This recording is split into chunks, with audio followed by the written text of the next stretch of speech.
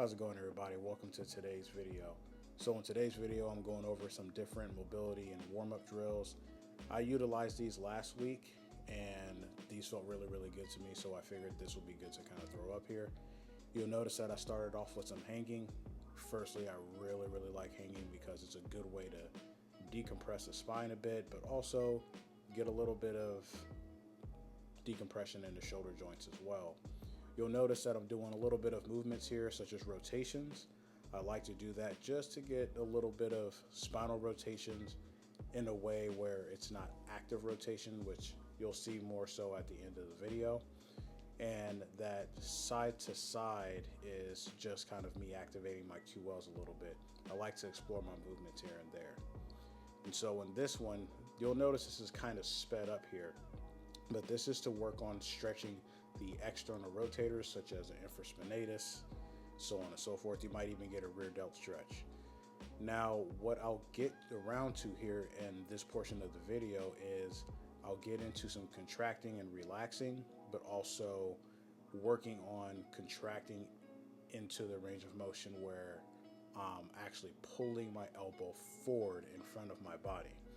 So as I actually sit back here into the rack, I'm pushing my elbow back. I'm only going about 10 to 20% tension, and then I release that tension, try to go deeper into the stretch, and then activate it again.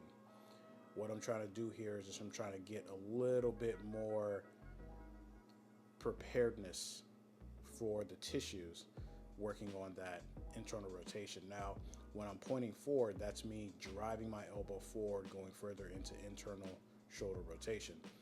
Keep these contractions light. They should be about 10 to 20%, no more than that. Now here, you've seen this drill before. These are cat-cows. Personally, for myself, I like to segment this movement. I start to move at the lumbar or the lower back first and work through anterior and posterior tilts, just kind of really slowly gliding through that movement while keeping my thoracic spine from getting too involved or getting a little bit too much movement, in which it's not a bad thing for this particular exercise. However, it can be utilized in a little bit of a better way if you actually work on segmenting the spine and creating that disassociation. Now, at this point of the video, I'm going to start to work on my thoracic spine. This part's a little bit tougher for me, just because if you have some thoracic stiffness, it's going to be a little bit more challenging to work on not kicking the lumbar spine into the movement.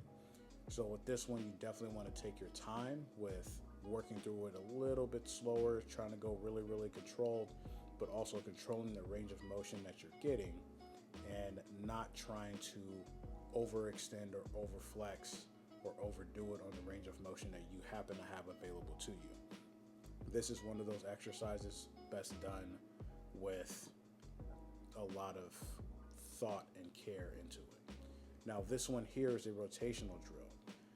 Now, what you'll notice here is that I'm actually rotating in towards my down hand. I personally like to do that just to make sure I'm getting rotation going both ways.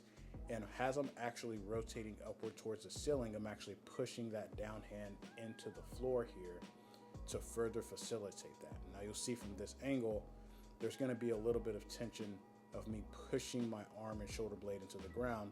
That's going to protract that shoulder blade a little bit, but that allows for a little bit greater rotation here as you're working through this range of motion.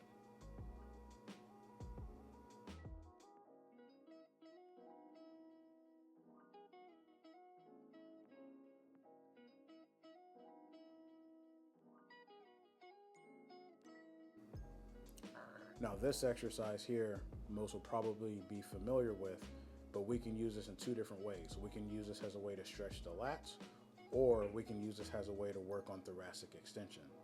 The version that I'm actually going with is working on thoracic extension here.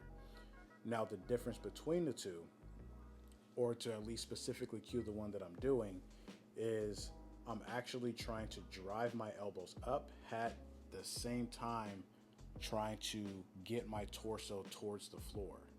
Now the shoulder blades are going to kind of rotate upwards. That's normal for this movement, but making sure that we're breathing deep, slow inhale and exhale will allow us to get a little bit further into that thoracic extension and allow us to get a little bit further into that range of motion, in which as you actually start to go through a few repetitions for this exercise, you'll notice that you'll start to loosen up a little bit more and you'll start to free up some of that thoracic extension a little bit more as well. Something to kind of be conscious about is making sure that you're not flaring your rib cage too much, but instead that you're actually making sure that you're keeping your rib cage in a controlled manner and kind of locking your rib cage from doing excessive upward motion, if you will.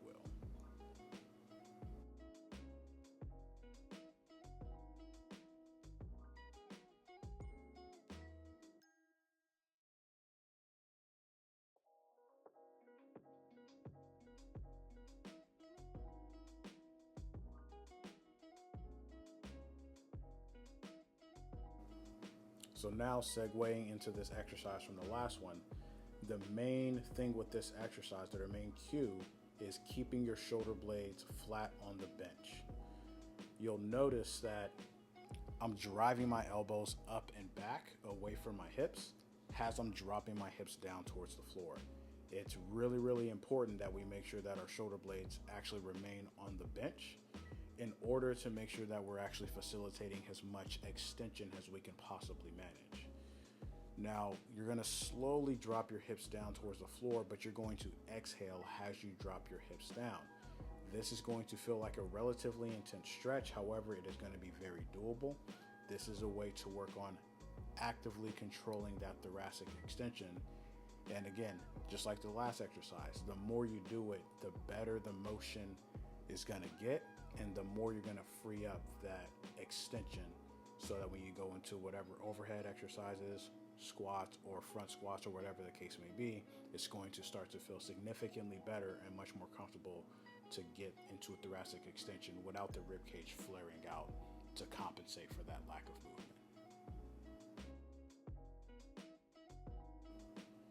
This drill here is an assisted rotation. I really like this one because sometimes we need a little bit of help with getting a little bit more rotation here.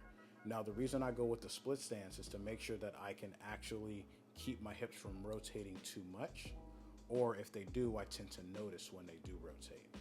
The main thing here is that we're allowing the band to pull our far side shoulder as far across as we can possibly manage, and making sure that we're exhaling as we go through this exercise. But I'll be sure to catch you on the next one. Have a good one.